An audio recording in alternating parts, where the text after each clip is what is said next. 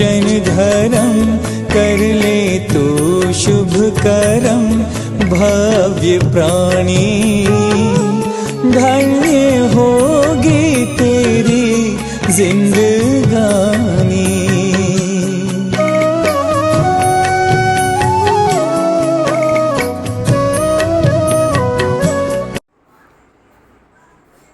क्या हो गया? आप इतने उदास उदास से क्यों लग रहे हो? बहुत दिन से देख रही हूँ कि आपके चेहरे पे हंसी ही नहीं है। इतना क्या चीज की सोच लेके रखे हो? क्या बताऊं भगवान, मुझे बहुत चिंता खाई जा रही है। किस बात की चिंता? क्या बताऊं, आगे की भविष्य की चिंता खाई जा रही है। कैसे खर्च चलेगा, कैसे खर्चा चलेगा। हमें इसके लिए सोचने की क्या जरूरत है? हमारे पास तो बहुत धन दौलत है, हमें तो इस बारे में सोचना ही नहीं चाहिए। तुम्हें क्या पता भगवान कितने खर्चे हैं अपने, कितने बस तुम्हें आज गहने चाहिए, साड़ियाँ चाहिए, मोबाइल चाहिए, बच्चों को ये चाहिए वो चाहिए, कहाँ से लाऊं मैं इतने? इन सब चीज के लिए तो हमारे पास बहुत पैसे हैं, फिर हम इस बारे में क्यों सोचें? 6 पीढ़ी तक अगर चाहे तो हमारे बच्चे बैठे खा सकते हैं। वही तो बात है, 7वीं पीढ़ी की चिंता कर रहा हूँ। 7वीं पीढ़ी का कैसे घर चलेगा, उनकी चिंता तो मुझे करनी ही पड़ेगी। घर गृहस्थी तो उनको। हे भगवान, आप 7वीं पीढ़ी के लिए सोच रहे हो?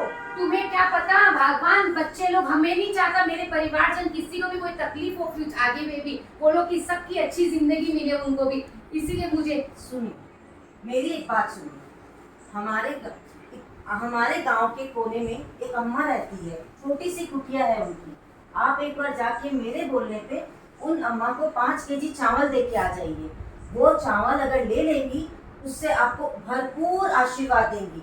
उस आशीर्वाद के कारण आप 7वीं पीढ़ी नहीं, आपकी 21 पीढ़ी तक के बच्चे हंसते बोलते खाते रहेंगे। ऐसा बात है? उन्हें कभी कोई काम करने की जरूरत नहीं पड़ेगी। ऐसा है भगवान? हाँ। तो जल्दी जाओ, जल्दी मुझे लाके दो, मैं जाता हूँ अम्मा के जरा पास। रुकिए, मैं आपके लिए चावल लेके आ जाती हूँ। लाके दो मुझे अम्मा।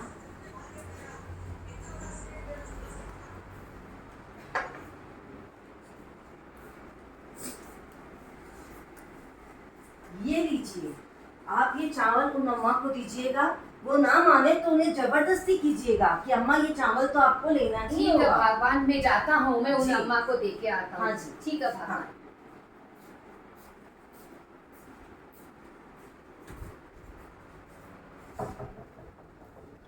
अरे इंदिरा अम्मा। इतना बड़ा सेठ जी आज भरे कुटिया घर में पधारे होते। अम्मा बैठ जाइए, आप मकान बैठ को नहीं भर तो कुटिया में थे पधारे। हाँ।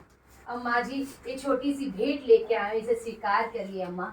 क्या है मैं सेठ जी? इसमें चावल अम्मा आपके लिए नहीं थोड़ा नहीं सा नहीं भेंट नहीं लेके नहीं हूँ। नहीं सेठ जी, या भेंट में स्वीकार ऐसा नहीं कर मत सकूं। करो अम्मा, आपके लिए छोटा थोड़ा सा लाया हूँ, आप मेरी भेंट को स्वीकार कर नहीं, लो अम्मा। मेरे तो सारे, अब देखो मैं अभी को खाना तो मैं खा ली हूँ। अब रात का मैं सोऊं, उठूं ना उठूं, मैं ये परिग्रह क्यों पालूं? हमारा तो परिग्रह को त्याग है, हमारा तो धर्म ही परिग्रह बतावा कोनी की भी परिग्रह रखो। इन्हें तो मैं को नहीं रख सकूं, मैं माफ करो।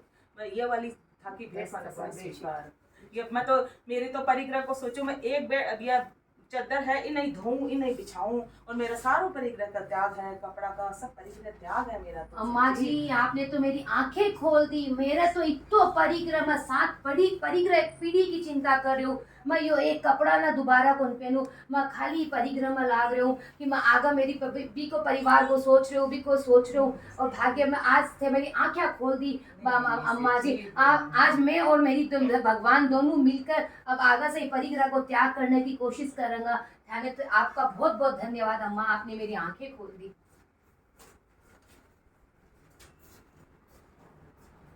भगवान आ गए? क्या हुआ? आप चावल वापस लेके आ गए? वो अम्मा ने मेरी आज तुमने बहुत अच्छा किया भगवान, जो मेरी आंखें खोल दी वो अम्मा के पास भेजने से। उन्होंने मुझे बताया कि ये सब परिग्रह है, किस चीज की चिंता कर रहे हो। हमारे धर्म में ये सब सबको अपने धर्म को त्याग करना बताया है, त्याग समझाया है। अब हमें भी इस धर्म को, इस परिग्रह से त्याग करके हमें भी अपने धर्म को, जीवन को धर्म में लगाना है, तीर्थ करनी है, वंदना करनी है, आकिंचन धर्म को अपनाना है। अब हम कोई भी ऐसा काम नहीं करेंगे जिससे कि हमारा परिग्रह से हमें दोष लगे। हम कम से कम परिग्रह पालेंगे अपने। मैं तो धन्य हो गई कि आपके ऐसे विचार हो गए। उत्तम आकिंचन धर्म की जय। उत्तम आकिंचन धर्म की जय। जय जिनेन्द्र।